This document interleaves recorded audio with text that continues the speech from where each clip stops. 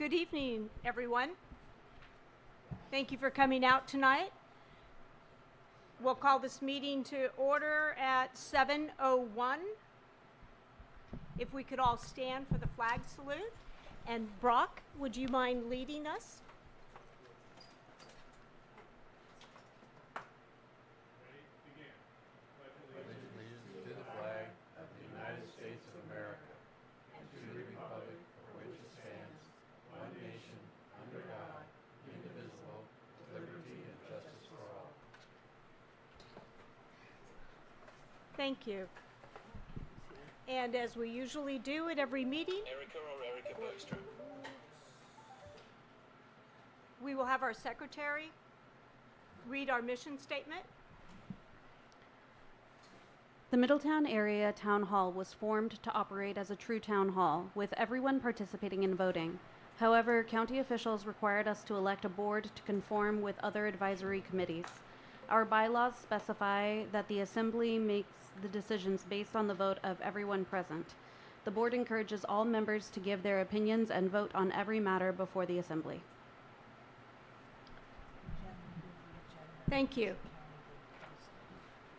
So with that, I would say that we would move on for the approval of the agenda. However, we have been informed that the agenda was not posted at the county site. So therefore, we will take no action on business tonight, but we will hold the meeting. The agenda was, of course, sent out to the membership and was posted at the post office. So we will move forward with the presentations for this evening. So, I'm sorry, Laurel, we...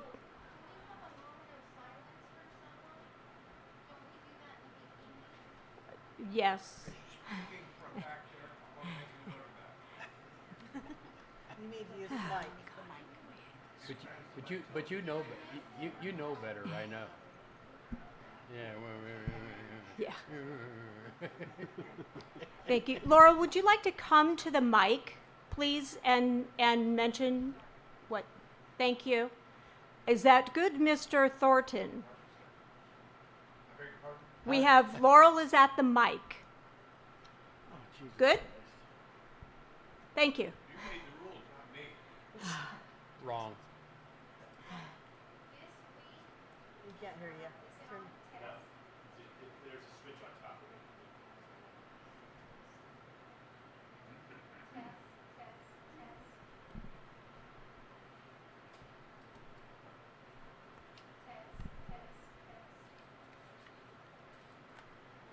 Test. There we go. Thank you. This week, a member of our community passed away, and I didn't know him really well. His name is Harry Crawl, and he was a very dear member, always put a smile on our face. And I'm not prepared with a biography, but I just thought we could honor him with our moment of silence. Is that okay? Absolutely. Okay, thanks. Is everyone okay with that? Will you take a moment of silence? Thank you.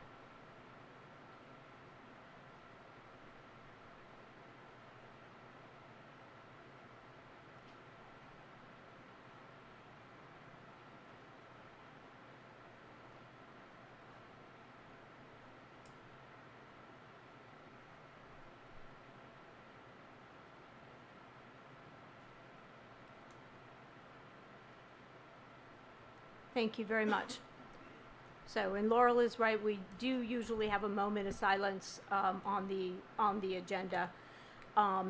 Okay, so with that, thank you very much, and we'll move on to the presentation.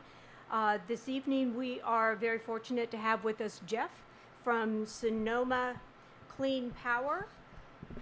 And I will turn it over to you to go ahead and introduce yourself and why you are here with us this evening. Thank you. Thank you, Council, and also thanks to Supervisor Owen for asking me to come here. My name is Jeff Cyphers. I'm with Sonoma Clean Power, and I do have a few slides that we can turn on Oh, now we need the lights on. to talk about what that is and why we're here.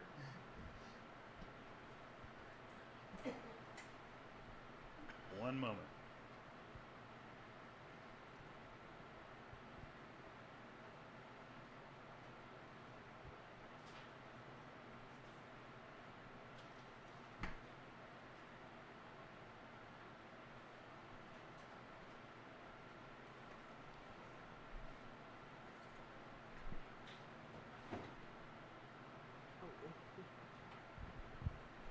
Thank you.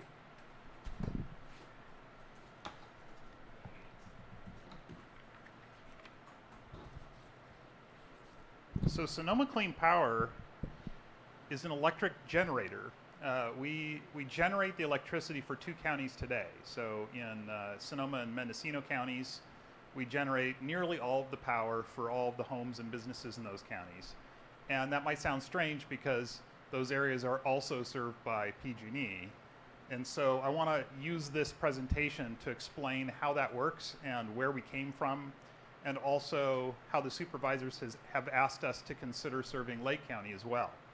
So fundamentally, the 2 incorporated cities here, Lakeport and Clear Lake, and the county, are asking for us to consider service. And the question they asked us to travel around and speak with you about is, should they give you a choice about where your electricity comes from? And so right now, PG&E, with the California Public Utilities Commission approving, makes the choices of which power plants produce electricity for you. And this presentation is really talking about a new option that's only been around for about 15 years in California. So we're a public agency. That means all of the cities and the 2 counties of Sonoma and Mendocino own us, and so our customers own us. We don't have any investors and we don't charge profits, so we're a not-for-profit government agency. And our focus is really selling cleaner energy at very similar prices to PG&E, and then delivering a lot more services with them. More rebates, more customer support, more community events, more scholarships to add to what PG&E does in the community. We build clean power projects, and I'll show you a few. So we build large wind turbines. We build solar arrays of different sizes.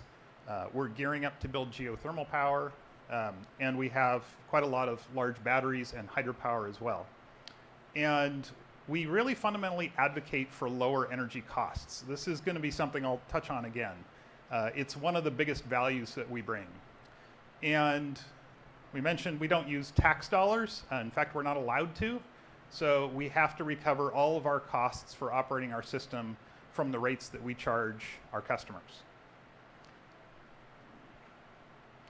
So how this works is that if Lake County joins SCP, you'll get a choice. You can either keep getting your power from PG&E, or you can get power from our power sources. So that gives you a 2-part option. The key is the bottom of this slide. PG&E still does 1 bill for both of us, so they consolidate the electric bill. They charge for all the poles and wires and all the grid infrastructure that they still keep owning, and then they still fix the power lines the same way they always have. And so really all we're talking about is the power generation and some customer services and incentives. So we're a CCA, a Community Choice Aggregator. That's the legal name for what kind of agency we are. And they really came out of PG&E's first bankruptcy. When PG&E went bankrupt the first time, it was because of a lot of shenanigans. Anybody remember Enron, or how Gray Davis lost his job and the rolling blackouts? Huge market manipulation happened. We're still paying for it today. It cost well over $60 billion for Californians to pay off that debt.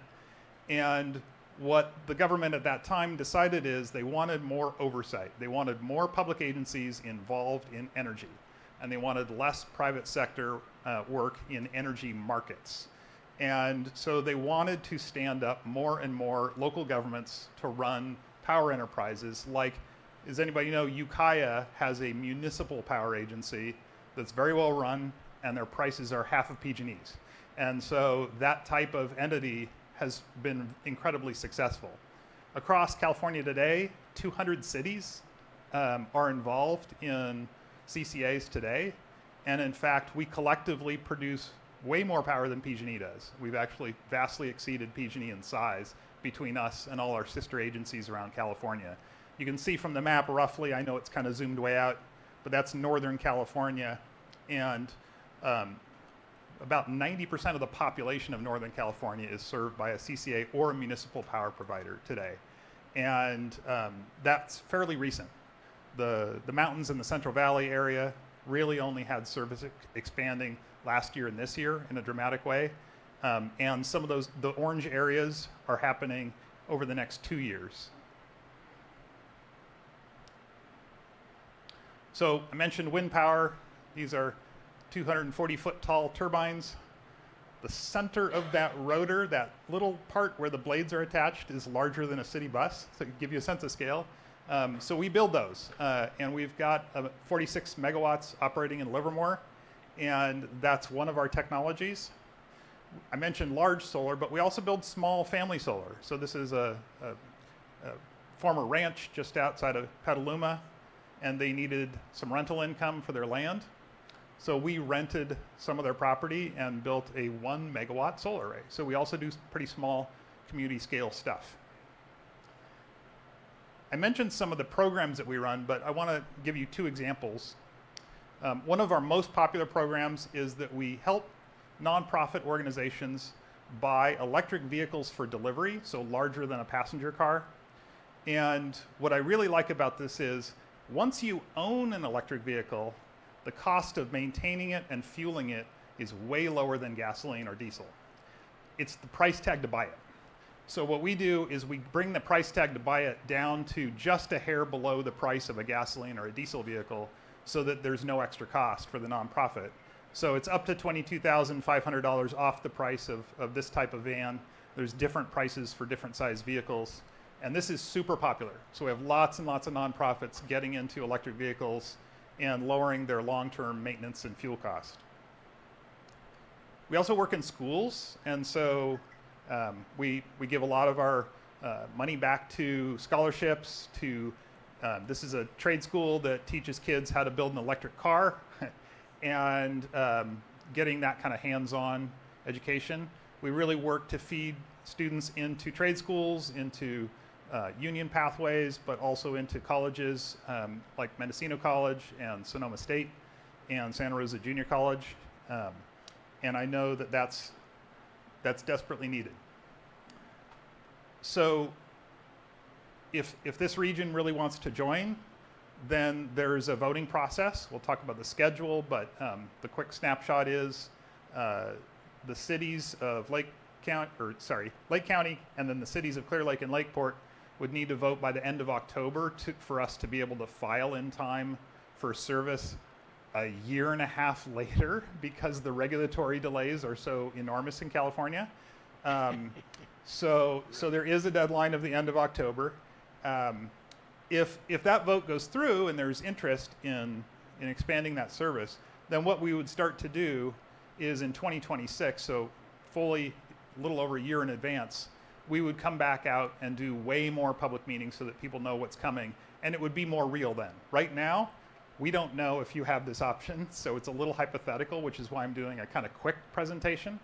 But in 2026, if this vote goes through, we'd be coming out and doing many, many, many presentations, walking through with handouts and so forth. You would also get 5 notices in the mail, 1 every month for 5 months. It's kind of a lot, but we find that a lot of that goes in the junk box, so we have to do it several times for people to notice. And this is the option. You stay with us, that's the default, or you switch back to PG&E, and they call that opting out. So here's where I get to not brag. We don't beat PG&E on price very much or very often. So over the last 11 years, we've beaten them on total bills 80% of the time, which sounds great, and it is.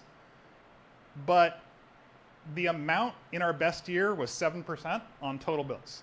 So we're not saving anybody's household budget. And I just want to be totally honest about that.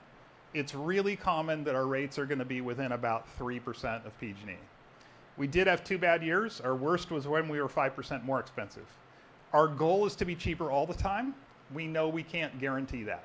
And the reason we can't guarantee it is PG&E charges our customers a pretty enormous fee to make sure they don't lose any profit because we took their customers away. And that fee goes up and down every year. And in fact, it's going up $120 million in January. And so we have to subsidize our rates $120 million to protect our customers from that rate change. And we got it, and we're going to do it. But that's it's an expensive game to play. So the main point of this slide is our rates are always going to be pretty close. We're going to be cheaper whenever we can. But the big benefit on price for us isn't really our rates. It's really the work that we're doing in advocacy and then the vision for the future. So I'll get to the advocacy next. But first, I want to talk about why we think the newer technologies of geothermal can add a lot to everything that's already in this region. So you already have the geysers, NCPA and Calpine up there that are producing some of the state's most important clean energy today. But we can't copy the geysers. There's way too much land required, way too much water required, way too much risk involved. We can't copy that. That's older technology. And they're doing a great job of improving on it, so kudos to them for taking care of that resource. But what we're learning from Utah, from Colorado, from Nevada, from Iceland and Italy, from other places around the world is there's brand new technology that's making it possible to have an incredibly small surface footprint and to use 90 to 95% less water to produce the same amount of power. And they're already doing it in Utah, and that was under a Department of Energy, a federal project. And what is wonderful is Biden administration started it, and Trump administration is investing in it and doubling down. How many things did Biden and Trump agree on? So it's one of those technologies that we think is actually kind of a crossover topic. It's like, hey, we could all get behind this. And so our goal, though, with this isn't just to pursue a renewable resource. It's because if we don't build resources that run in January at 3 a.m., so that's not wind, it's not solar, and it's not batteries, we got to have something that runs in January at 3 a.m. in the winter when it's dark and runs for weeks and weeks or months and months at a time. Otherwise, we will never shut down any natural gas-fired power plant. And that's a problem for the environment, but it's a huge problem for cost. We have gas-fired power plants in California today that run 200 to 300 hours a year. And yet they cost us about 85% as much as if they ran all the time. They have to be fully staffed. They have to be running at low speeds almost 24 hours a day just to be ready to turn on and ramp up. And the issue with that is we're paying for those resources and we hardly ever use them. So the only way we really close them is if we have resources like new pumped hydro, which is very difficult in California to build, or resources like geothermal. And historically, over the last 5 years, California made a huge bet on offshore wind. I'm sure you've read about that and heard about it. I'm a little concerned offshore wind's going to take too long to build and be too expensive. And so I don't want to wait for that.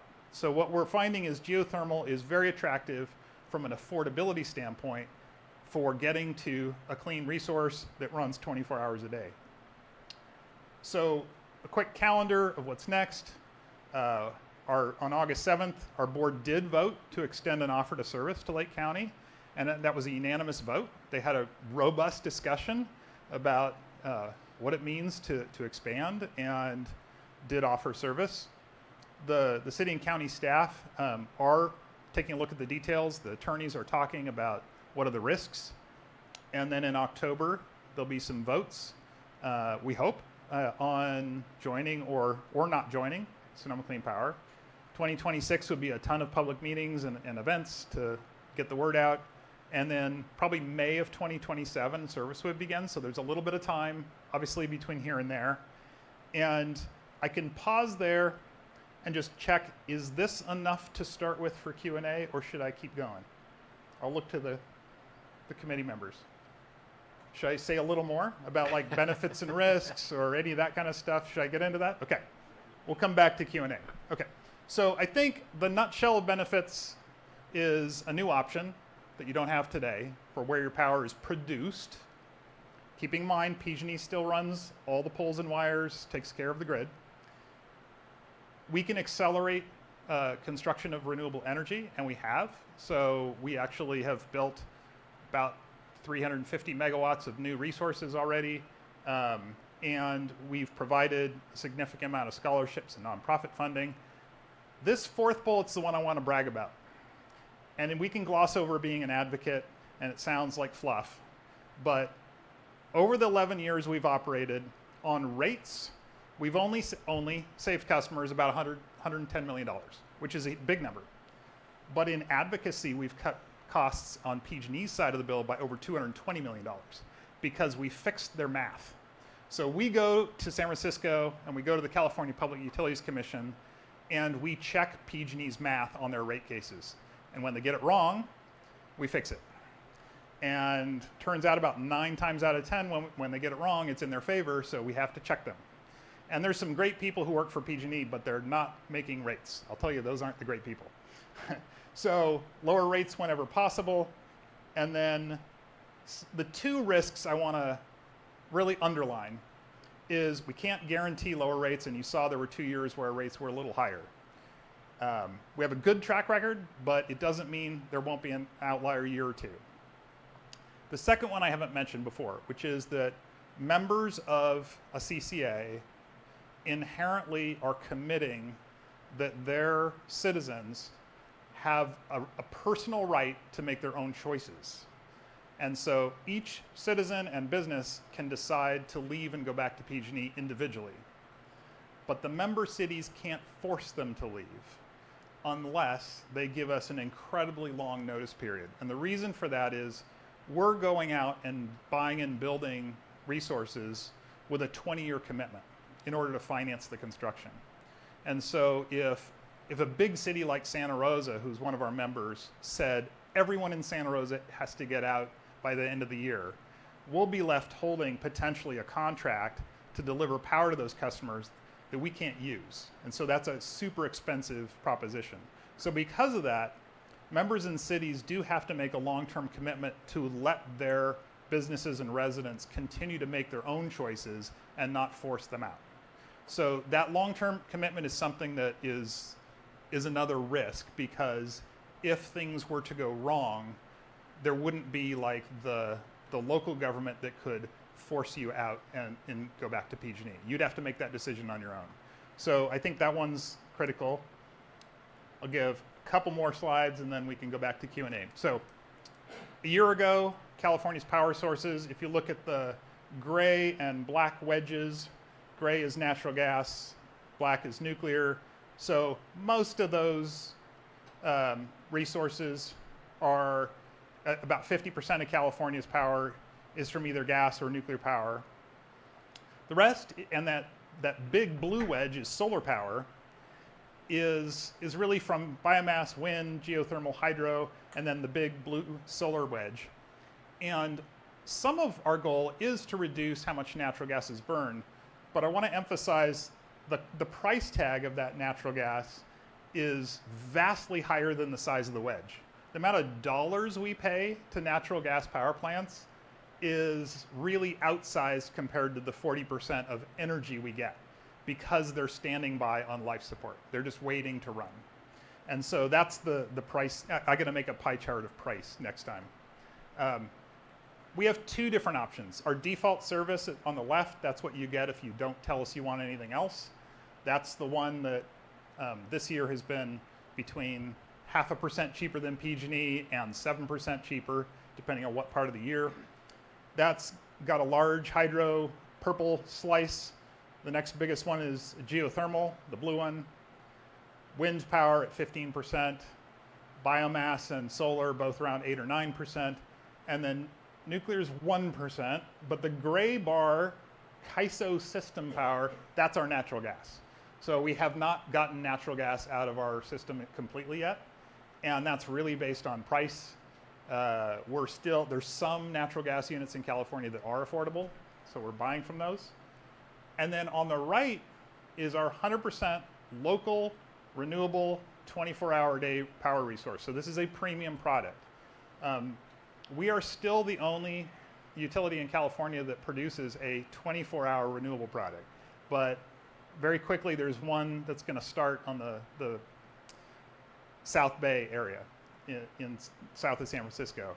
But that's 88% geothermal, 12% solar. 100% of that comes from solar in Sonoma and Mendocino counties today. If Lake County joins, we would include Lake in the possible area to make that power, and that could be from solar or batteries or wind or new geothermal or existing geothermal. So it just has to be made inside our service area.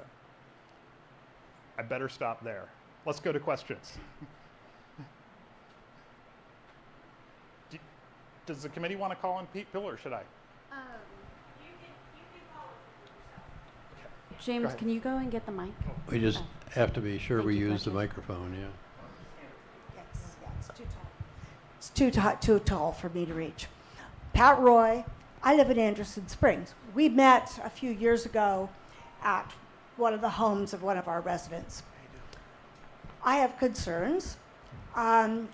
Those of you who don't live in Anderson Springs probably don't know we are constantly disrupted by earthquakes caused by the geothermal. We woke up at 5 a.m. or so yesterday morning. Does Lake County participating mean that there will be more wells dug in Lake County? I mean, we only have 60-some thousand people in our entire county. Does that mean there will be more wells in our county, more disruption to our residents, at the sort of panacea of everyone gets to feel good that it's clean energy, even though it destroys the quality of life and real estate values of people who live in Lake County? So I have definite reservations, especially given that my electricity is all solar. That's it. Thank you. Should I respond as we go, or should I just let people? Okay. Yeah. So thank you so much, and thanks for meeting with us a couple years ago as well. We were on that tour to meet with folks who live near geothermal power because we don't want to repeat the mistakes of the past, and also because we were standing up our Sonoma and Mendocino geothermal plans, and so that was very informative. So a couple things. One is the technologies that we're pursuing are closed loop, and which means there is no venting of water. And what that does is it means the water we're injecting into the ground is very, very hot instead of cold. And that vastly reduces the risk of inducing seismicity. And in Colorado and in Utah, there's even better data in Utah. They're finding they can control that seismicity to be about 50% below the threshold that can be felt. And when they can't, they have what they call a stoplight system, which is that the facility has to instantly shut down. So and then there's a review process where they have to go in and prove that they've made better adjustments. So we think that's helpful. The surface footprint, way smaller. The seismicity, more carefully controlled these days. And so, but no project could happen here without Lake County's permission. So Lake County's still in control. And we are actively pursuing projects in Sonoma and Mendocino right now, and so it's really up to Lake County.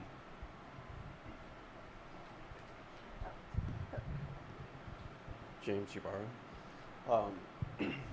With PG&E, when they do their rolling blackouts with the Sonoma Clean Energy, will the houses that are supplied by their energy also have the rolling blackouts?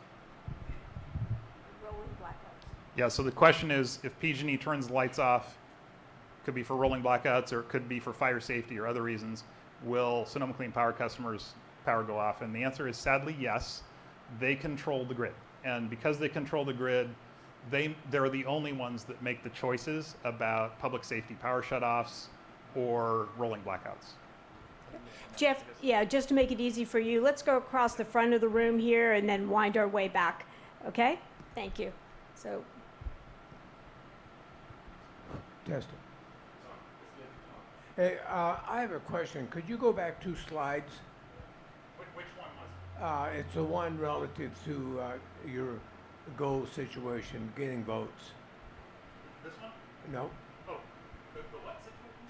Yeah, where it said that Clear Lake and Lakeport would vote on something. Oh, There, right? oops. No. There. Okay. It says Lake County, Clear Lake, and Lakeport vote yes or no. And then public meetings and service would begin. Only if they vote yes. No, I know, but so we're saying that if Clear Lake and Lakeport vote yes, we're out of the loop. Is that what you're saying? So they're the only two incorporated cities. Well, I understand that, Yeah. but we still breathe in and out just like they do. That it's the county supervisors who we answer to for this region. So That doesn't tell me anything. We need you on mic, Thomas. Good. Take the mic back from Fletcher there. Fletcher, I'll give you the microphone back. You can have the room. So the way it goes is the Board of Supervisors would vote for Lake County, your Lake County. The cities are both incorporated, so they would have their own votes. It doesn't say that, does it? But that's what it means. I do apologize. Well, I didn't put it together. You did. I'll apologize. That answers your question. No, you're gonna hand it to him. Hank Lesher, you mentioned that Ukiah's rates that the people pay are half of what PG&E is paying, and yet if we vote yes for this, our rates would be just a little bit under. And I was wondering what the magic formula is over there in Ukiah. That do they not have to pay for the grid? There's two magic things. One is the best time to start was about 80 years ago. And the second is that when the public owns the wires and the poles and the transformers and all that, things get cheaper. And so the most expensive public power that's completely public in California is still 40% cheaper than PG&E. That's the most expensive one. And so it turns out private enterprise in California didn't do so well. Now that's not true worldwide. There's actually examples where private companies have done okay. But in California, we don't have a good track record on price for the investor-owned utilities. And so it really is the poles and wires. So PG&E's side of the bill is about 70% of the bill. Our piece is about 30. So for us to deliver 7% savings where we are right now, we have to subsidize rates $50 million compared to PG&E every year, just to get 7%, because we have to make our side of the bill almost 30% cheaper than PG&E's generation costs to get 7% when you get to the bottom line. So when we talk about savings, we're looking at the actual bill you pay, not our charges. So our charges are way over 20% cheaper than PG&E right now. But it doesn't matter, you don't care, because that's not the savings you get. You get the whole bill savings. So that's what we're trying to get to. I know that the infrastructure here in Lake County is higher than most places because of all of the undergrounding that they're doing. And does that when we pay for the infrastructure, are we paying the same rate as people outside of the county? Is it spread out? You're paying the same rate as throughout PG&E's system, and a different rate than Southern California pays. So yes. Don't you have a slide, a PG&E slide, to show everyone the generation fees and basically what the gentleman's, there it is. Yeah, so this slide just shows the two lines in the middle show the PG&E electric delivery charges on this hypothetical bill, $104, and then our electric generation charges replace PG&E's electric generation charges, and it's showing there as $68 and change. And this one has gas. We know you don't have PG&E gas here, but this is an example from Santa Rosa. My name's Dan Terrell, and I'm curious on what does the job creation look like in Sonoma County and Mendocino that you've done work in so far? So the jobs that we can point to that I can prove are jobs, because jobs numbers can be a little murky when you talk about that, are the employees we have today. So we've got 55 employees directly on staff. the construction workers who've done building projects for us, and so we can count those, but they're not permanent jobs.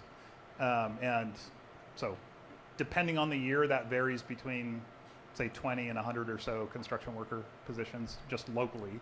But the big jobs figures that we have are in central projects, in larger central projects. And we haven't done a larger central project in Sonoma or Mendocino yet. And a lot of that has to do with land prices. So our largest projects have happened in Livermore, just outside of Stockton, just northwest of Fresno, down in San Diego, which is not a cheap area either, but we did find a good project. And in those regions. And so we are gearing up for and looking for land in Sonoma and Mendocino. We do have one parcel that's under option in Mendocino County. So those numbers will grow over time, but really our first decade had to be about also contracting with private developers because there were big tax credits for renewable energy. Those tax credits are going away. Under the Trump administration, we're probably not going to have tax credits for renewables anymore. And what that means is public money and public ownership is actually going to be the cheapest option now. So we have geared up over the last couple of years. We've been getting ready for that, expecting that to happen. So we now have a capital projects division dedicated to construction. And so that's getting going. So we're still young. When it comes to construction, our first projects are going to be solar and batteries and not giant. So getting to large-scale geothermal is going to take us time. That's not going to be instant. Claude Brown. So you're using somebody else's highway to bring it to my house. How do you control the toll? So there are several public agencies that control the toll, but ultimately the Federal Energy Regulatory Commission is the ultimate controller. And here in California, the California Independent System Operator controls the toll for California. And so what that means is we all pay for transmission, we all pay for delivery, we all pay a number of charges that feed into that. And it is a theoretically neutral level playing field. So a for-profit, a public muni, a public CCA, they all pay basically similar charges for transmission. It's totally different when it's inside their footprint. So City of Ukiah, if they're delivering from one point in the city to another point in the city, they don't pay for transmission. So that makes it hugely cheaper. I didn't hear. Because they have the assets and you don't. Correct. That's right. So other than the choosing of where the power is generated at, there's no super advantage of this deal at all. I would argue the biggest advantage is that we fight for lower costs and we're effective. Again, you got so many people in the hand there between PG&E's. They've got the chokehold. They got the highway. So that's where I'm going, okay, if they, like they are doing after everything, going underground, strengthening poles up and all that, every time they go to this, was it CUPC or whatever they call it, and get their rate increase. So how are you protecting me in that? We can't completely, I'll tell you that, but for every 10 battles we fight at the PUC, we win one, and that one might be worth $100 million. And so we've got a couple of those under our belt where we've had a really good success rate. But you're right, PG&E gets a lot of their rates approved, most of them, from the PUC. Hello, my name is Kate Schmidt-Hopper. I have a lot of solar. I have an electric car that I have actually never charged anywhere else but at home. So one of the things that has happened in the state of California and through the legislature and through the CPUC is the NEM, the NEM charges, the net energy metering. Yeah, okay. So how will my solar, which is currently now feeding back into PG&E, so it's, you know, I take it out, I put it in, I take it out, I put it in. If we were to choose and I were to select your company, how would that work in terms of my NIM? So 2 thoughts on that. One is not much changes. So our current solar rate is almost the same as PG&E with a small benefit for crediting you, but it's really pretty small. It's a few bucks a month better.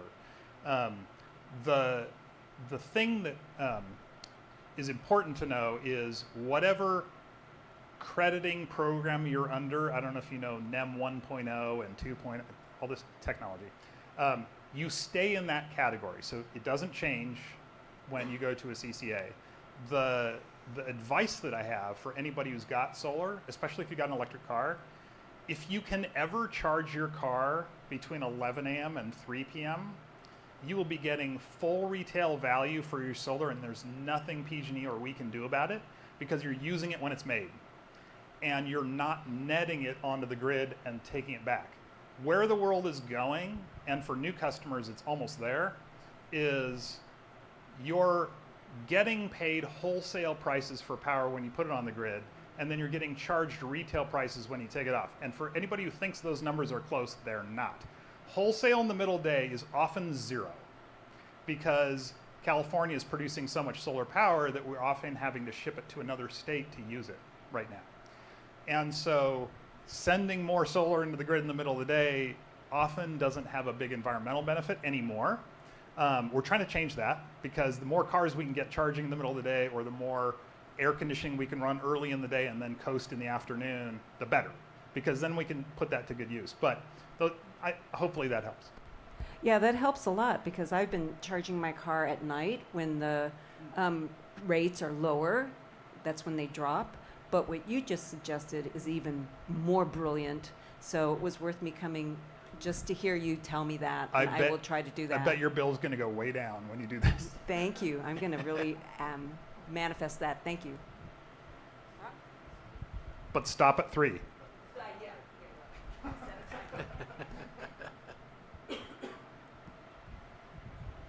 questions, guys?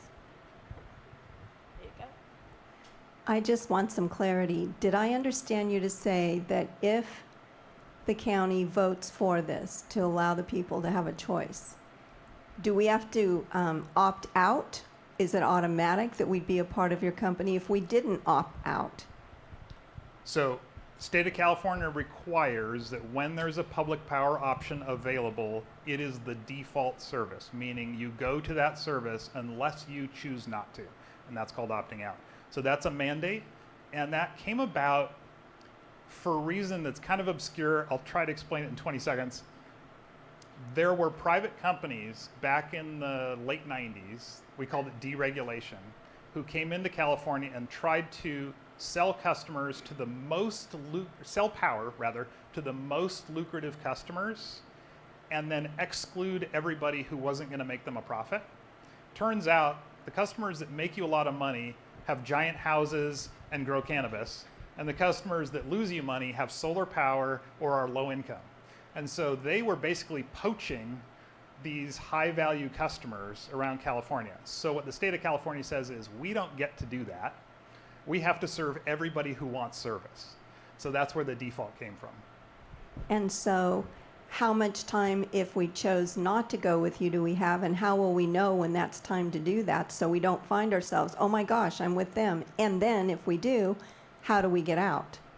So for the 2 months prior to the switch getting flipped, during the month that it's happening, and for the 2 months after, so for 5 months, that's a free process that you can do with a phone call or clicking on the web.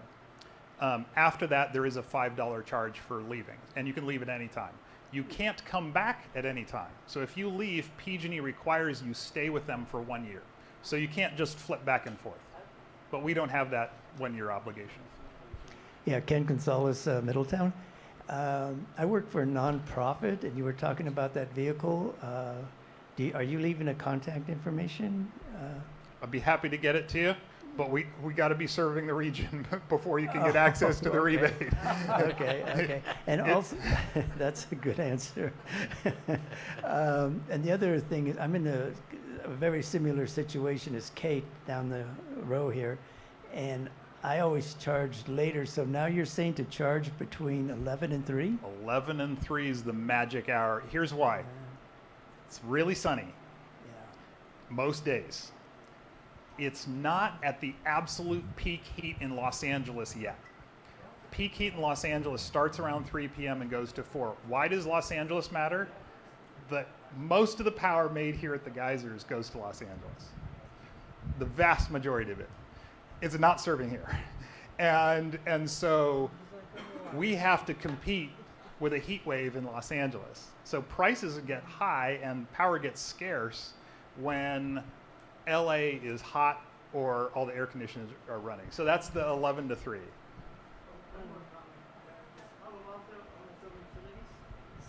City of Palo Alto is a full municipal, and they do own their whole system. Yeah. And they're one of the most expensive munis, and they're still more than 40% cheaper than PG&E.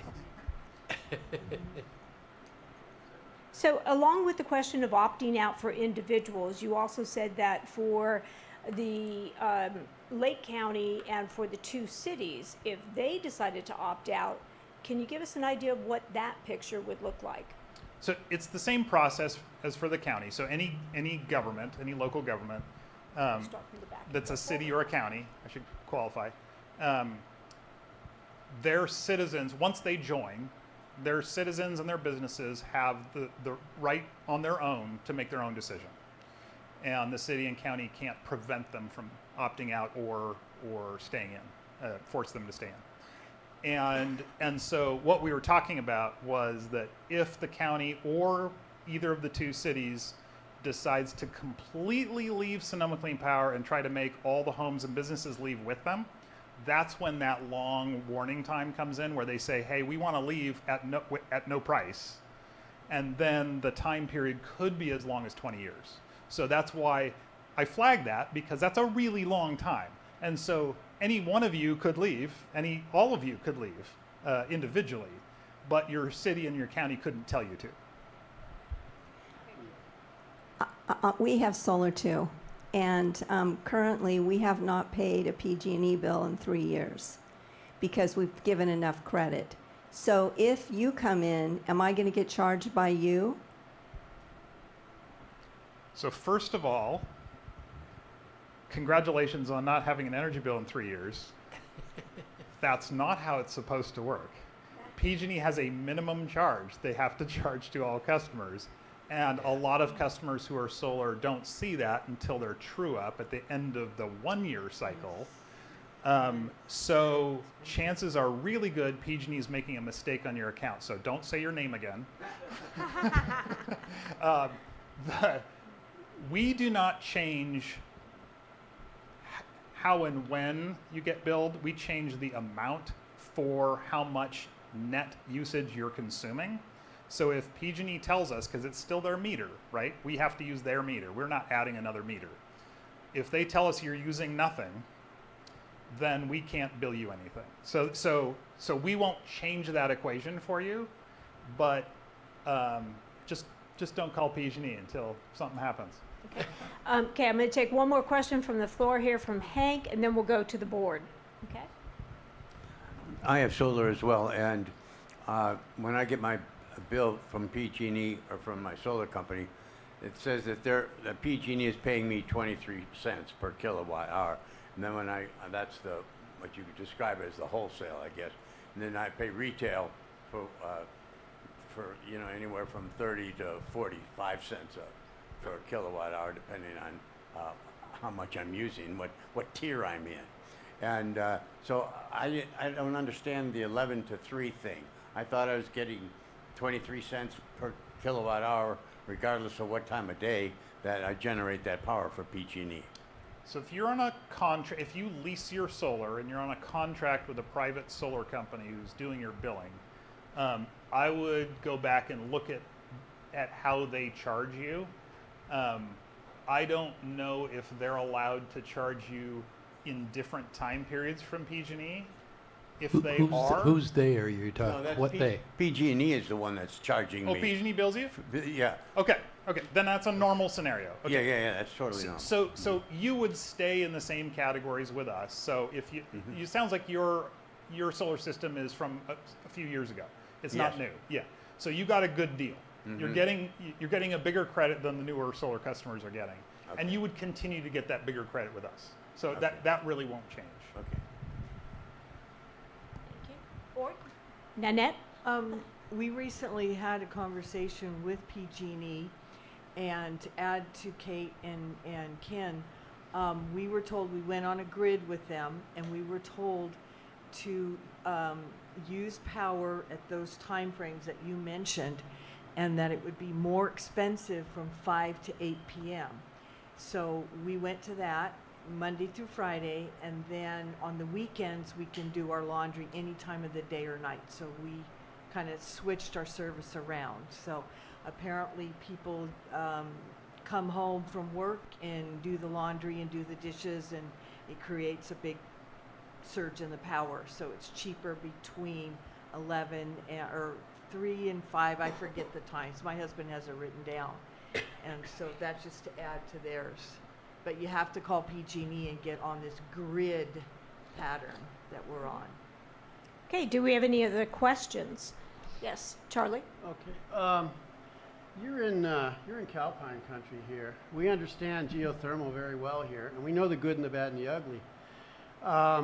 The whole ideal about earthquakes is great. If you drill more holes, you take more chances of making more earthquakes. Also, there's a whole lot of sludge and stuff.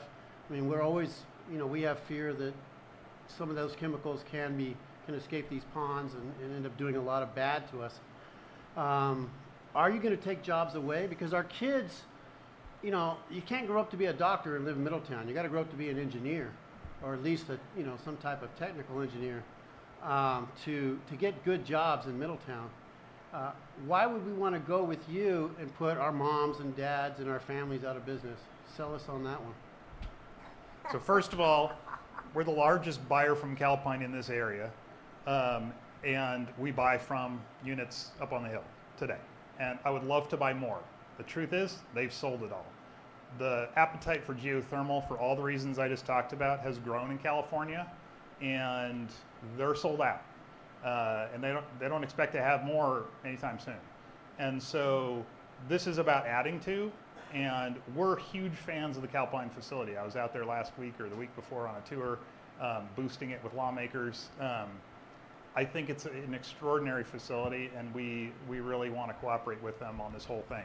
We don't want to step on their feet, which means we're not looking inside their area at all, unless it's a cooperation agreement with them, where we're doing something joint. And so we see that as a tremendously valuable asset. So I don't foresee us in any way competing, and the appetite for geothermal has just skyrocketed in California because it's now, get this, the most affordable way to produce power. So here's the weird part. Yes, a megawatt of solar is way cheaper than a megawatt of geothermal, but it only runs when the sun shines. And it turns out, in order to have 24-hour power, you got to back up that solar with a wind turbine and a battery and some pumped hydro and a few other things. Geothermal, you don't need anything to back it up. You're just solid. So you pay once and you get your resource. And so people started to finally figure that out, and that's changed the whole equation in California. So the state of California, 2 years ago, just issued an order that the Department of Water Resources, the State Department of Water Resources, has to go out and build 2,000 megawatts of new geothermal very soon. And we want to steer that too. We don't want them to just come into our region and do whatever they want. We'd love to advocate for what the community needs when that all happens as well. So you don't compete with them for credits or anything like that when you produce energy? No, we do not. Okay. Thank you. We have time for 2 more questions, and then we'll wrap up. I'd like clarity about if people here are saying that they have a 0 solar energy bill, and I've seen the winners here. So on an individual basis, it appears to me that their batteries are backing it up well enough so that those personal people, I'm just talking about those cases, they don't need the geothermal. Is that correct? So if you got solar a long time ago, you got a really good deal where you were getting paid close to the retail price when you put power onto the grid. And then you would get charged when you took power off the grid. And so those customers with a small battery and just good habits can often get close to a zero bill. There aren't many people whose bills are truly zero, so that's rare. But that's not the same for new customers. And the reason is, even with a battery, most batteries only last for maybe 8 hours. A dark period in the winter could last 2 weeks. So your battery's long empty, your solar's not made a lot of power in a while. And so the truth is most of the nighttime power and a lot of the winter power for every solar customer comes from natural gas today, or evergreen if you're geothermal if you're on evergreen. And so new customers don't get that sweet deal anymore. Okay, thank you. One more question? Bill, it's a new question. I'm still kind of confused as well. I'm one of those people that have zero PG&E bill. And a couple of times it's actually been more so in my favor. Who then is taking the power that I'm generating? Is that still going to PG&E, or does it go to you, or the credits for that, or where does that go, and and then if at some point in time down the road this isn't the same, then what happens if I end up wanting to go back to PG&E?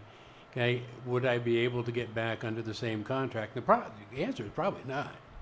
Be able to get on the same contract anyway. Fortunately, we fought that battle and won. So solar customers can come over to us and have no fundamental change at all to how you're billed, and can then go back to PG&E afterwards, and same thing, stay on their original legacy rate. The risks happen in California when you sell your home, because some customers are not allowed to sell their home and have the new homeowner get your good deal. And those details get so complicated, I have to have my experts here to tell me exactly how they work. So I don't even exactly understand that entire process. But there are some risks when you sell your home for the new homeowner. Right. Okay. And then the other question I have on there is, who approves the rates, the rate changes and stuff like that? Does that still go through the PUC? No, it's all local. So the cities and the counties who are members of SCP approve the rates and approve all the budgets and all the expenditures. So the county has to approve it. You can't just arbitrarily raise your rates yourself and impose that on us. It's the collective, all the members of SCP vote, and then the popular vote is setting the rates. That's how that works. Okay. All right, thank you. And Jeff, thank you. I'm not sure if you were actually present at the Board of Supervisors meeting, but that was almost a month ago now? It was, yeah. Yes, okay. Thank you for making that presentation. And as you said earlier, our supervisor, Helen Owen, had asked you to come and visit some of the local MACs. Thank you very much, because I think this was very informative. Yeah, really appreciate it. So, Jeff, before you wrap up, though, too, is there a way that if somebody has additional questions, somebody that they can contact, or? Sure. If anybody's got questions following this, you can email info@sonomacleanpower.org. info@sonomacleanpower.org. And we'll try to get back to you within a couple days. Fantastic. I think our math secretary also has recorded that, so. I'll send it out in the minutes.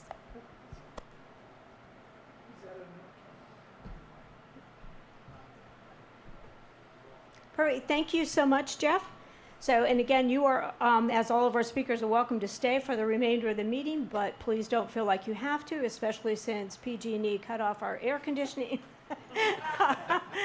No, but for those of you who don't know, our air conditioning is not working here, and that's why we have a few fans, and that's why it's really hot. Anyway, so our next presentation We do have somebody here from the fire department. However, he is not here for the presentation.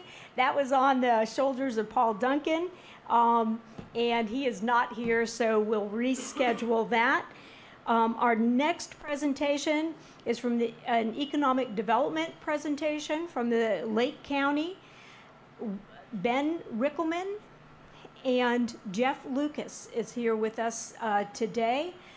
Ben is with the County of Lake, and Jeff is with the Community Development Services Corporation. Welcome, you guys. Welcome. Thanks for having us. So Ben Rickelman, I'm a Deputy County Administrative Officer, here to just give a brief presentation, make it nice and quick. I know we're kind of getting on in the day.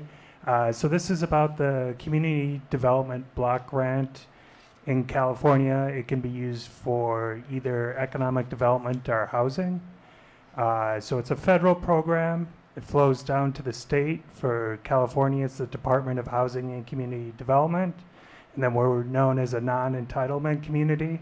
So we have to apply for funding, and we anticipate funding availability coming out in September, hopefully. And then so as part of that, public outreach helps your application, and then it's also just great to get the word out and get ideas for an application. The county has worked with Community Development Services, which Jeff Lucas is a partner with. They're headquartered in Kelseyville, here in Lake County. Before, we've done a micro enterprise program. So that's working with a lot of individuals that are interested in starting a business, are in the process, kind of recently formed a business, are looking to improve business operations. So there's been a cohort training program with multiple classes. And then you might have seen some advertising throughout the county for one-off classes that anyone can attend for free. And also the micro enterprise programs for free. It's funded through the CDBG funding. And so that can be the one-off classes regarding marketing for businesses, cash flow management, basically different aspects of basic business operations. Another thing we've done with CDS is a low-interest revolving loan program for small businesses. So they can have pretty long terms at generally a 1% rate. Especially during COVID, that was of high value. And so with the upcoming CDBG, a few ideas we have, there's different buckets you can apply for different type of activities. One is a microgrid analysis. So that would be working with a company not to build, but just to study different communities, kind of what is the need and what's the capacity. Maybe, as Jeff was kind of talking about, that 1 megawatt solar array project they were worked on, maybe something like that. It could also have a battery storage system. And this could really help small businesses, as I'm sure many of you have heard, just personally, but also with a lot of these businesses in Lake County, they have small margins in rural communities, and energy costs can make or break them. I've known a few that have closed in the last few years because of the energy costs, and especially with our summers here. We're thinking of supporting the micro enterprise program again and recapitalizing the revolving loan portfolio. And then another idea is there would be another bucket of activity. We can kind of do three, or that's what we anticipate, would be a facade improvement program. So that would be a set monetary amount. Maybe like 95% would come from CDBG, and it would be for small businesses to improve their facades in some manner. And I'll let Jeff take over from here, and I think he can also speak to businesses and individuals in South County that have used CDS as services in the past. Thank you, Ben. See if I can get this back in. So hi, my name is Jeff Lucas. Just so you know about the CDBG program, what we've done with that, especially right after fires, was that was the funding that we obtained through the county for the Anderson Springs for the sewer laterals. Oh, right. Okay, right. And also for all the water systems up on Cobb. That was mostly CDBG money and Water Resources Control Board money. So it's a good source of funds. It's bureaucratic and it's run by the state, so it's a little hinky, but that's government. You know, that's what we do. What we're thinking of in this go round, in this cycle of applications, as Ben was referring to, is going after additional funds like about 1.5 million to set up another revolving loan fund, which means it's a business loan program. You get up to maybe $35 to $105 or $250,000, and it's a fixed 1% rate. We extend the term out to reduce your repayment schedule, and we like to work with the banks. The banks like the program because it helps them mitigate their risk. And a lot of times what we've done is take out 9% rate loans or lines of credit and replace it with the 1% money, and that improves the chance of the business staying in business. Right now things are really topsy-turvy. He's your guy. No, I'm kidding. Claude and I go way back. We've had these conversations.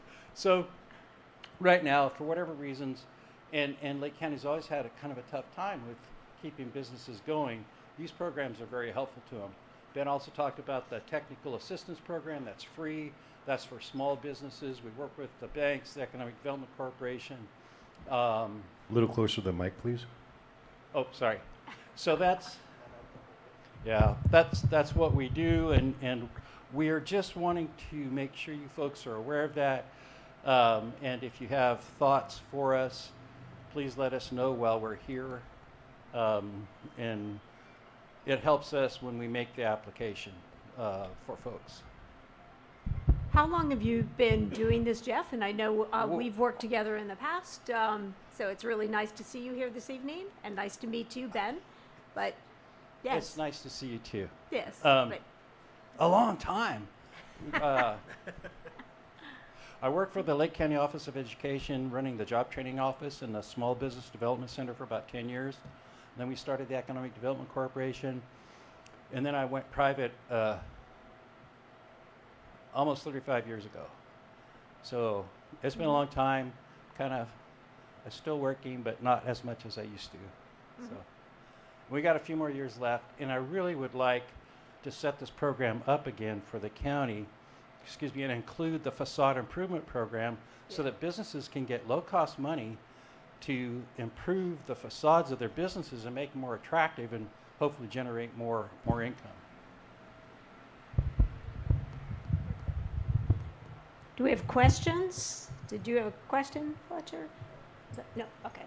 Do we have questions from the audience?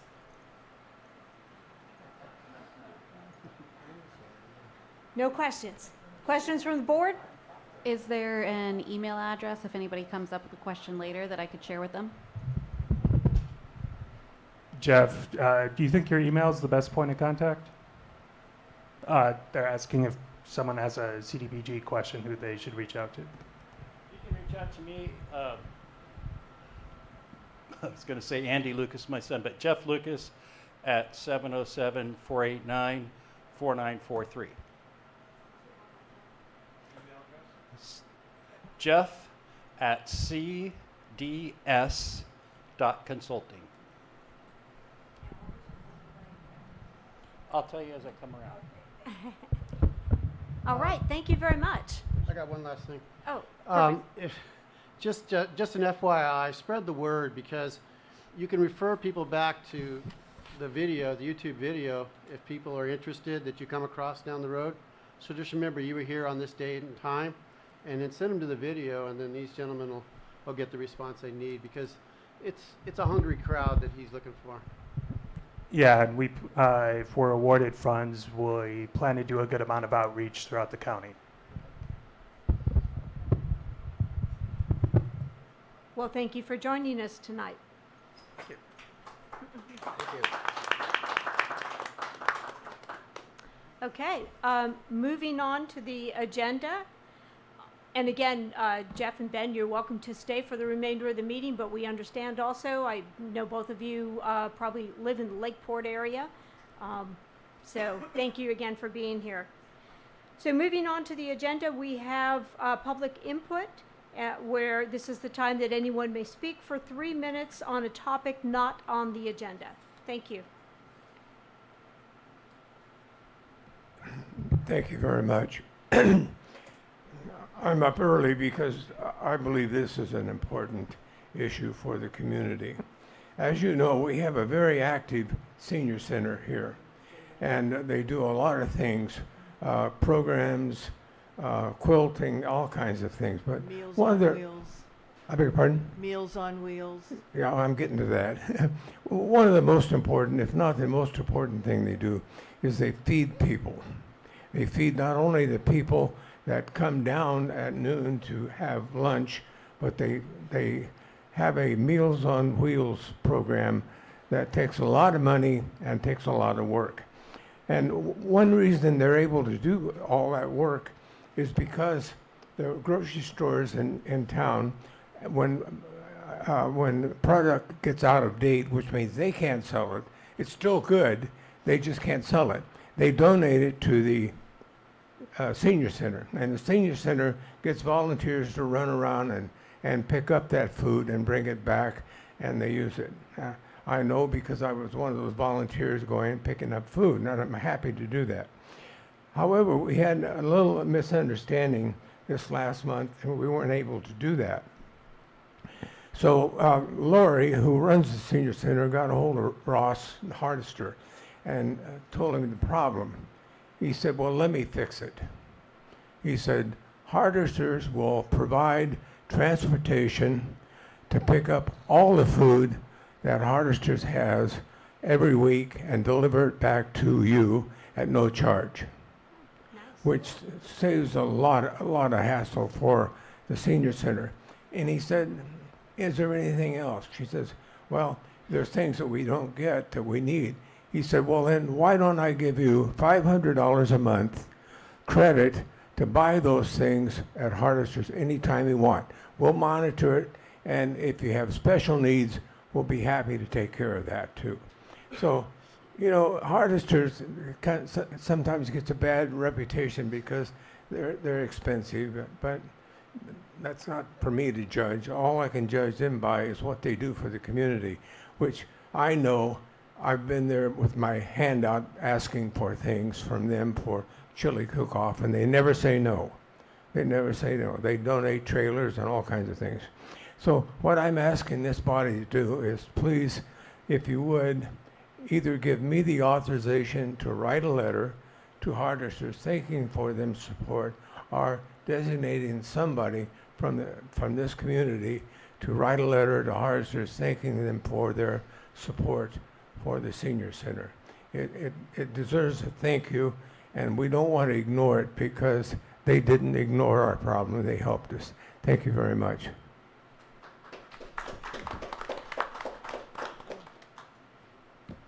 Good job, Fletcher. Linda Deal Darms. I just wanted to remind everyone, tomorrow night, 4 to 10, there's going to be a concert at Middletown Central Park. It's going to be done by Cash Creek. Cash Creek was a band from Pope Valley. They were kids, Silver Creek, years ago. And they moved to Nashville. And the lead that will be here, he plays with Alabama. He goes on tour with them. So it's really a cool thing. And they were doing a benefit for one of their members in Georgetown, and they got a hold of us in July and said, you know, we'd like to do something in Middletown for the Lions Club, Central Park, and FFA. And so they're donating their time to do this to help benefit our community. So I'm hoping people will come. There'll be a tri-tip dinner, and the dinner and dance is $35, and the dance part of it is $25, and children under 12 are $10. So I'm hoping that people come and support.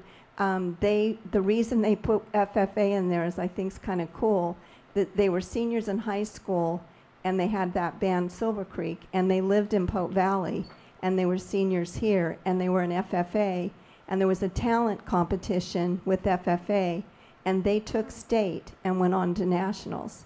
So they wanted to support the FFA with this too. So I hope people will come and support. Thank you. It's from 4 to 10. Thank you.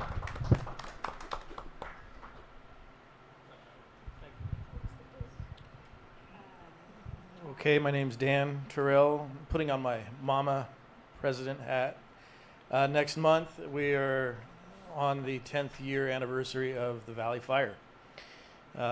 Mama, the MAC, District 1 Fire, supervisors Helen Owen and Jessica Paiska are all working together to do a commemoration to celebrate the resilience of our community. And so Lisa Kaplan asked for me to write or say some things. I'm going to really paraphrase a lot of this, and I hope I don't miss anything that she wanted me to say that's important, or else I'm going to hear it. So this, on Friday, September the 12th, Cobb Mountain is going to be having a special event. Starts at 1 o'clock at Mandala Springs, 5:30 at the Little Red Schoolhouse. They're also doing something. Saturday, September 13th is the Middletown events. From 4 to 6, the commemoration ceremony will be hosted by CAL FIRE. I believe that's right here in the park. Mike Wink will, yes, it's at the Square Park, and Mike Wink will be a big part of that. There'll be a food walk between 5:30 and 7 through Central Middletown, exhibition, music, poetry, and a community dance at the MAC starting at 6:30.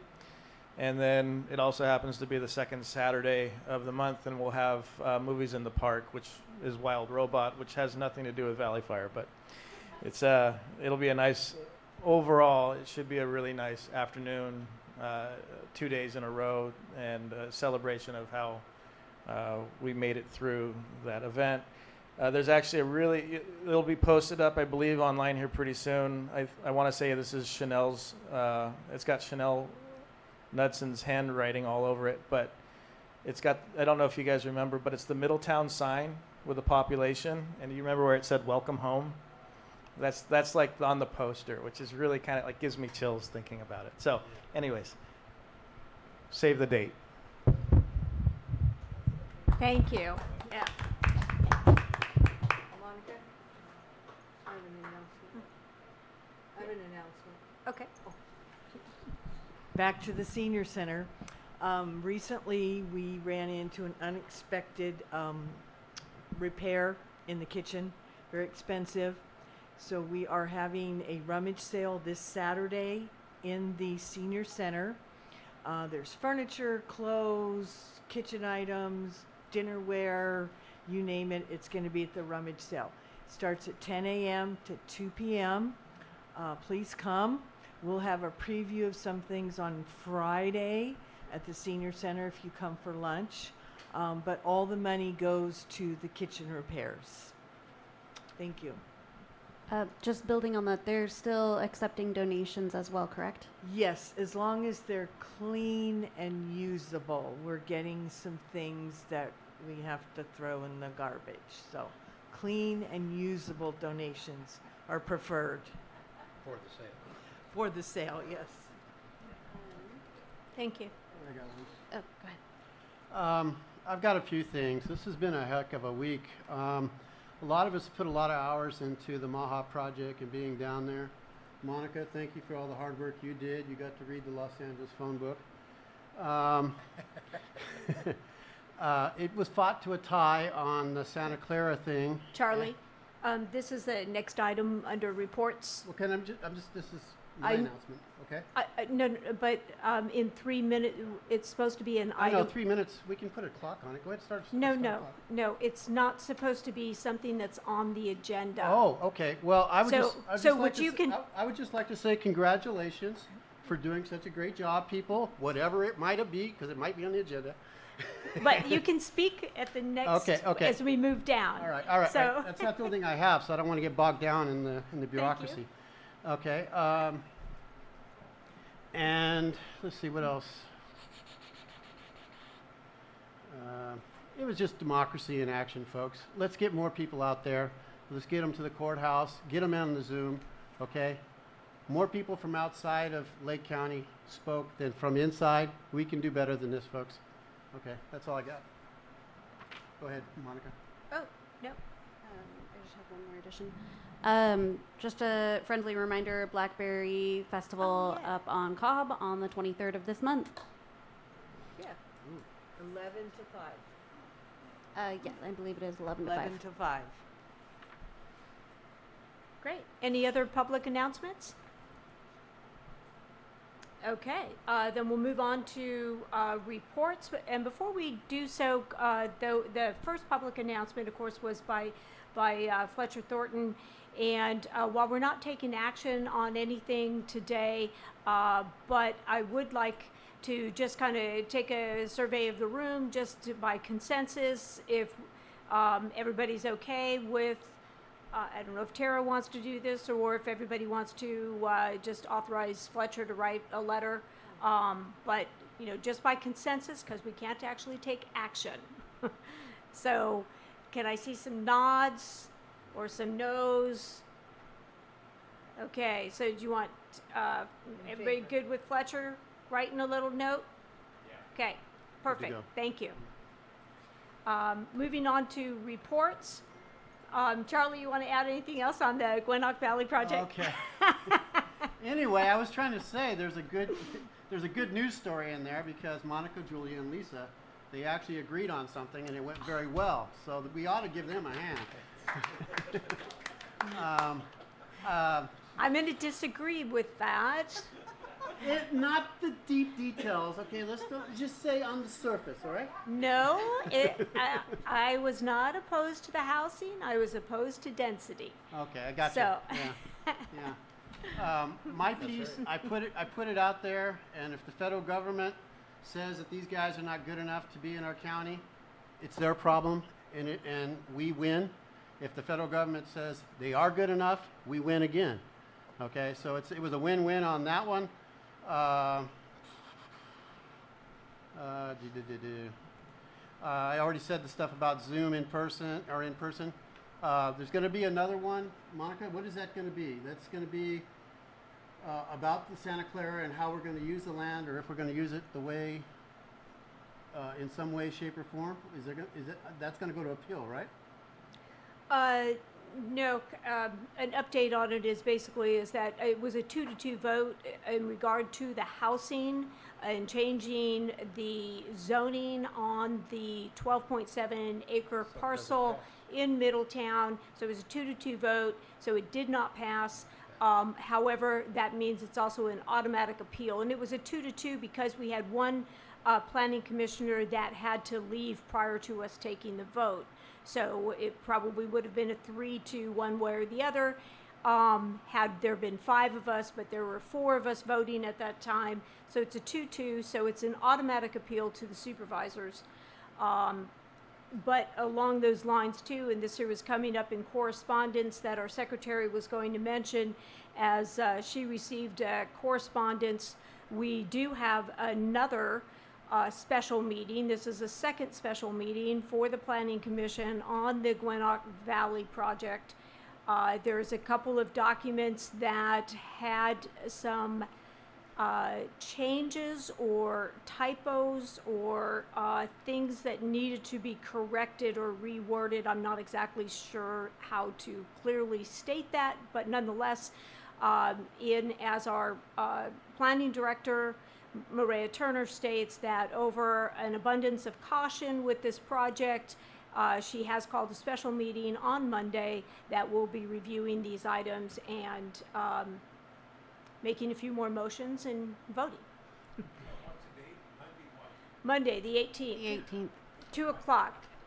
2 p.m., August 18th. Okay. I'll just jump into it. It's a special meeting for consideration of corrections. They're going to be considering the resolution adopting an amendment to the Lake County General Plan Policy for Gwinnett Valley for the mixed-use permit project, and then an ordinance establishing regulations and development standards for the zoning. Okay. I got one more piece that I have to finish. Tom and Marjorie, you might know them. It's the really Margot. She's a little Japanese woman, and he's the big giant guy. They usually are here. They might be watching online. They did a heck of a lot of work, and they really pressed hard to make sure that the people can get out safe. I'm not sure if we solved the problem, but they did a darn good job at making people think about how terrible it could be if we had another fire. So if you see them, just thank them for the hard work they put into it, because they read through a lot of stuff on their own time and went through a lot of documents, you know, to get that far. They were really. And they don't live in here. And they don't even live in our area. So just give them a congratulations and a big, you know, big hug or a thank you if that's appropriate. That's all I got.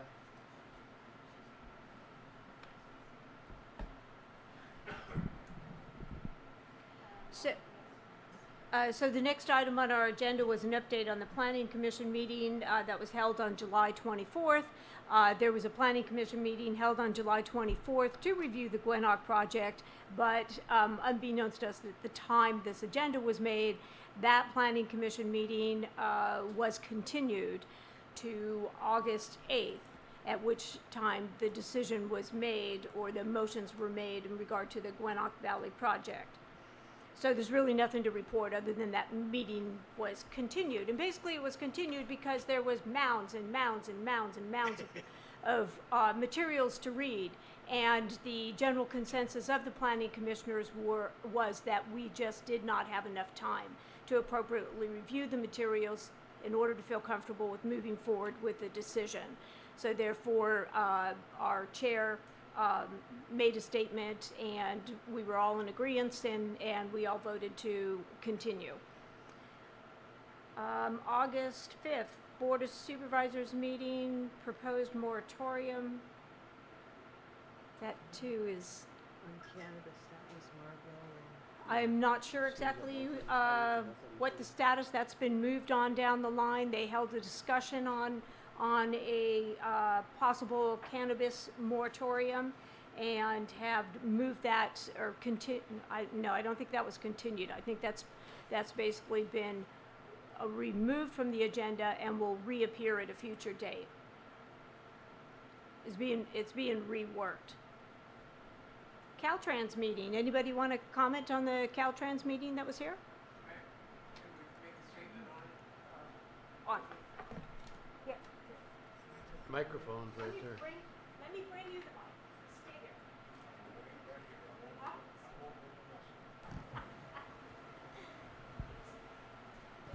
Thank you. I was at the meeting with Caltrans, and I spoke to each one of the Caltrans people here.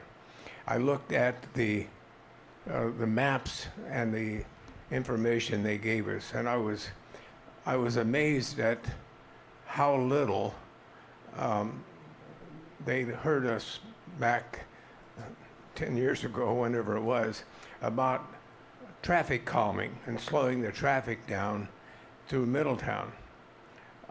Their design basically repaves everything, adds a turn lane full length of town, and narrows the streets.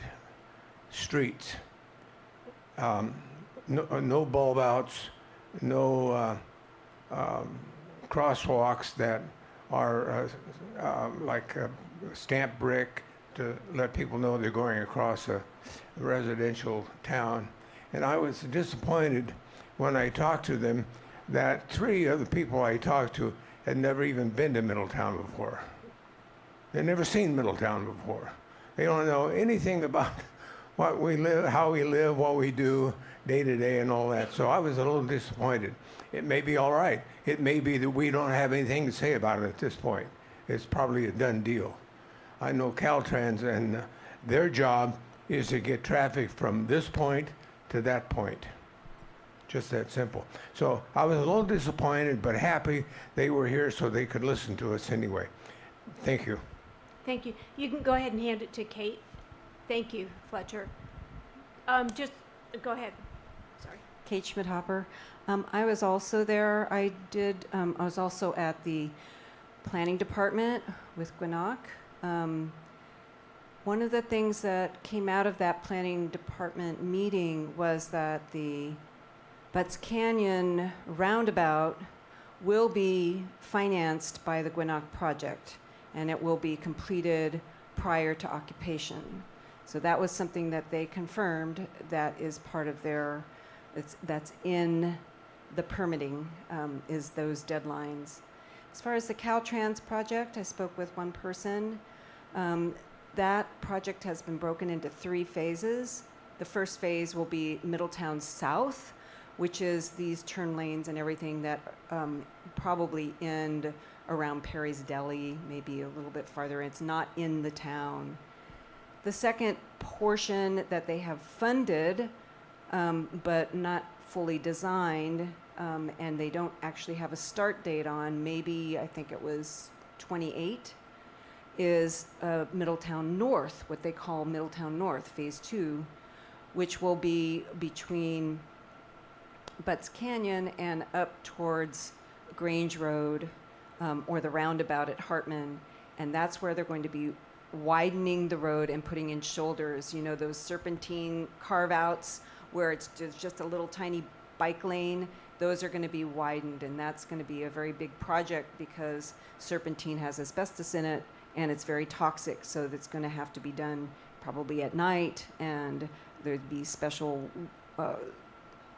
ways of handling what they pull out of there because it's toxic. So that'll be a very long project, I predict.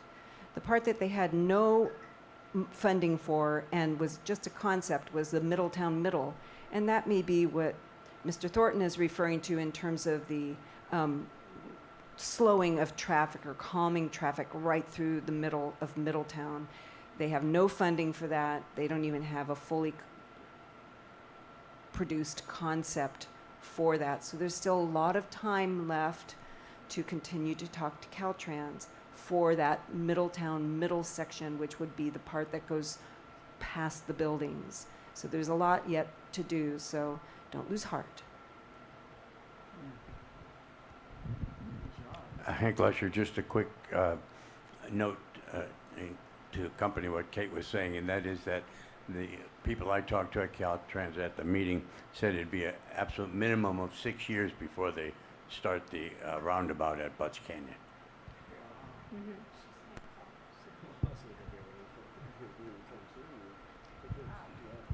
I took pictures of their display, and I did it with my cell phone, and I'm not a photographer, so I took them to the senior center.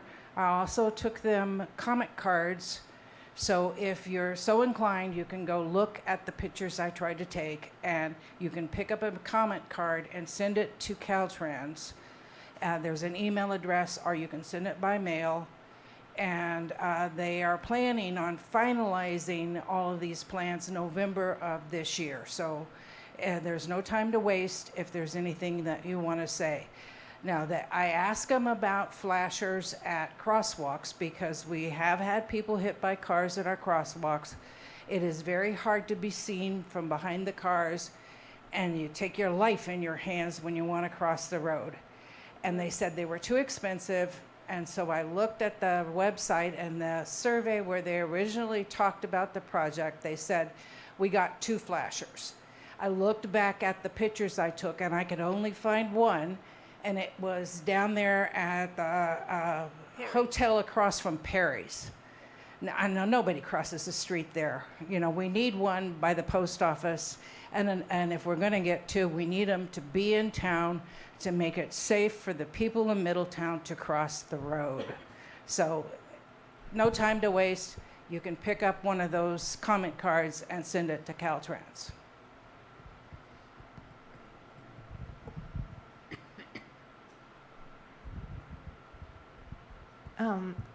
I think we need to clarify about the November date because I thought the decision was only for that first plan. The other 2 plans are have more time.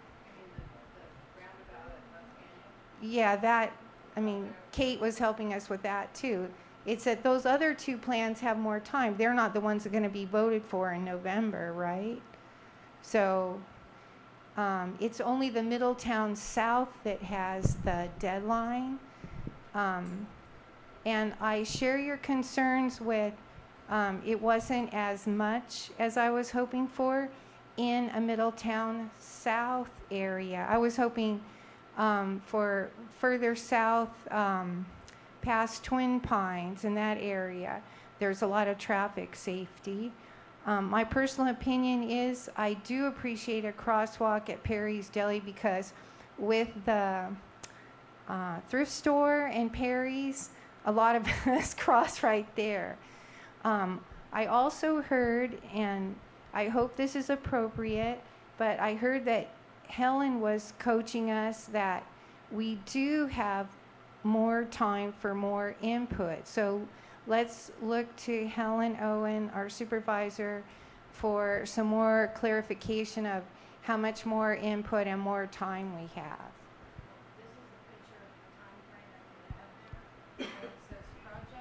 Okay, can you?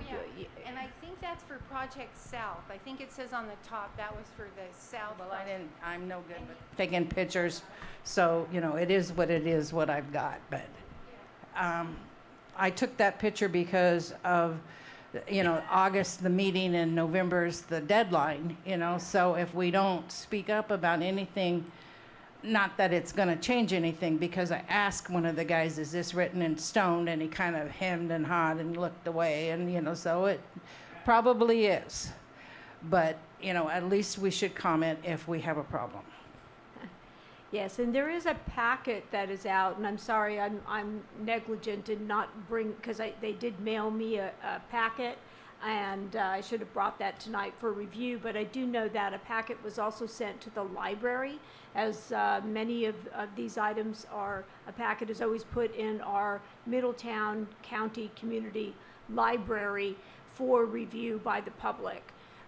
But there is a packet that is out for review right now, and I'm sorry, I can't speak intelligently to tell you what's all included in there, but it does cover, that much I know is it does cover some of these projects, and they are looking for comment.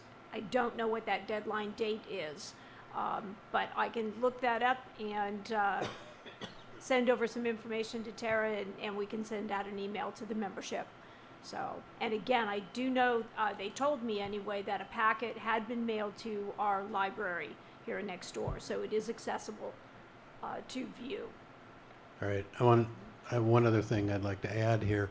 And one of the things that I was disappointed in, and sorry to Tara too, what they did not address, which I thought was, and nobody's even brought it up here tonight, and that is all the issues that we have over here by the school, and all the accidents and crosswalks and stuff like that.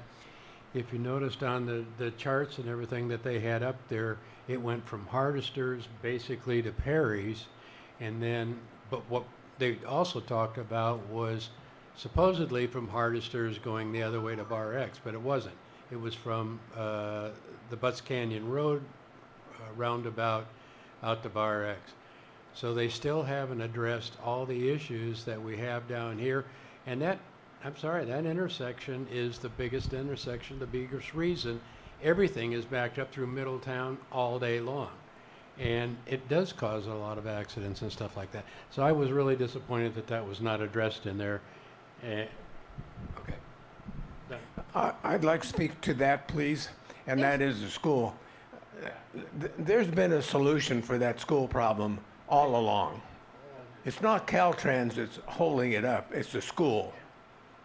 All they got to do is put a right turn lane in on the right-hand side, plenty of room, close that little driveway that lets the people get in, and they back the traffic up. But the school's got their head in a bucket of sand and don't want to hear it, and that's terrible. Now, it only lasts for about 20 minutes, but it's every morning. So we need to get the school on board to figure out how we can expedite the people that are coming there to drop off their children and stop that little curved driveway, because that's what causes the backup. Thank you. I got one last alibi.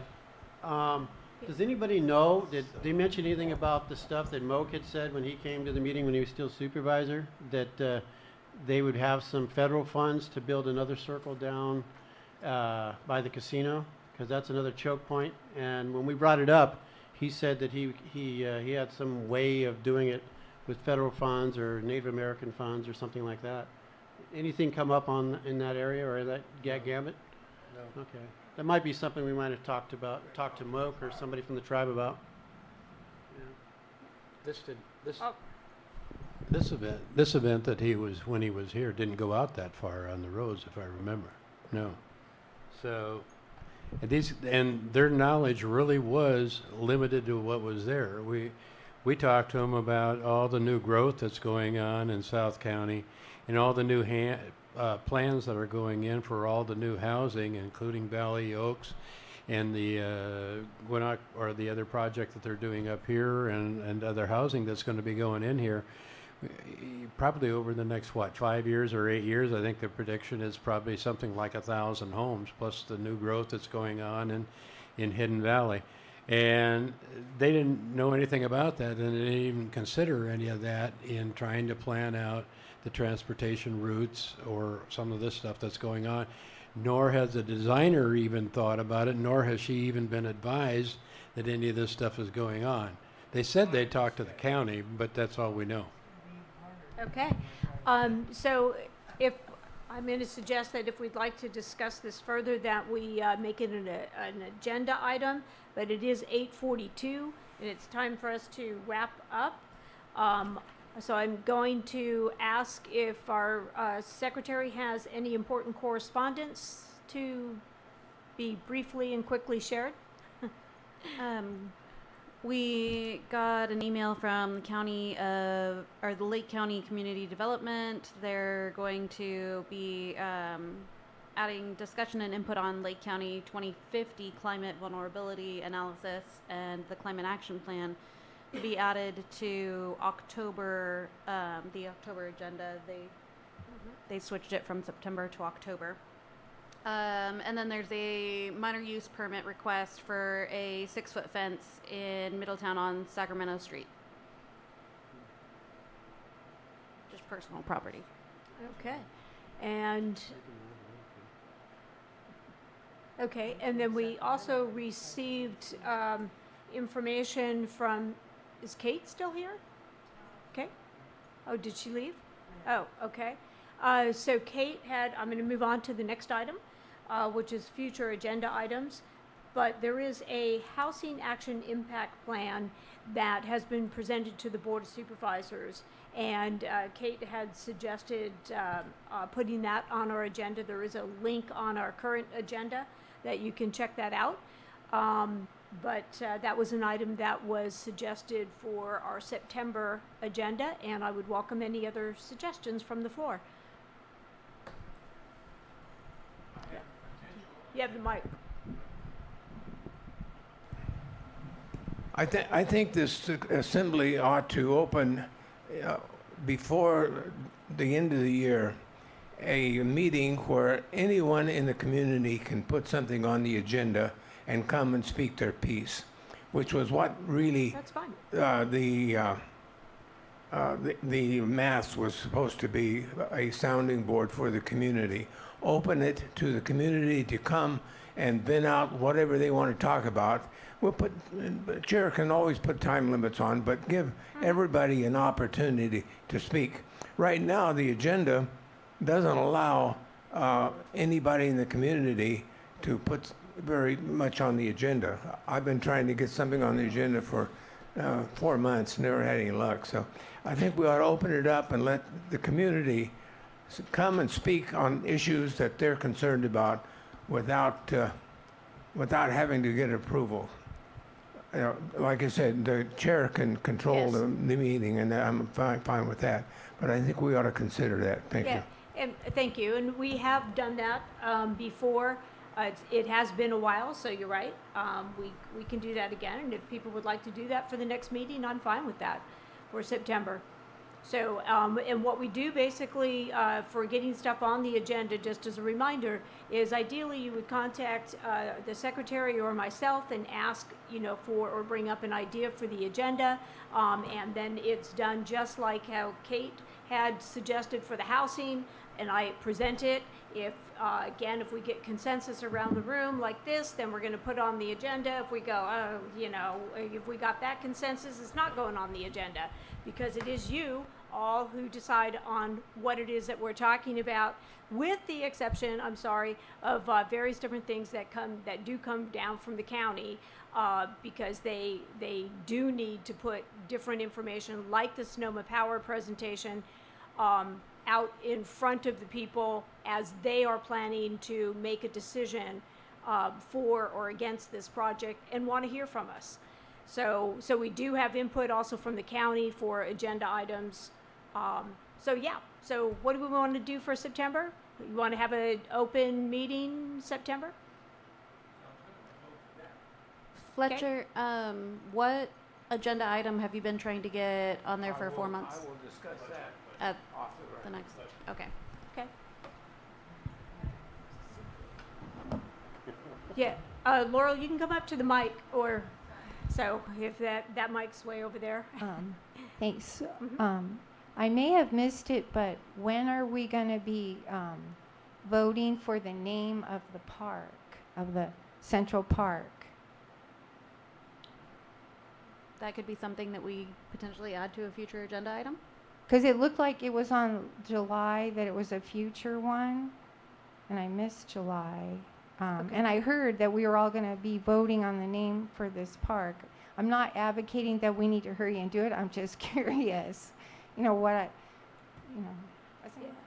guess I didn't realize that we were actually going to do that, or whether it was just a suggestion. So, but let's do an open meeting in September. Bring that up. Yeah, that can be part of the September meeting. Got that? Okay. And with that, any other comments about the agenda or? Motion to adjourn. Thank you. Second. Second. Okay. Thank you all for coming. Fold up your chairs. So, anybody opposed to adjourning? Thank you. Fold up your Oh, chairs. yes.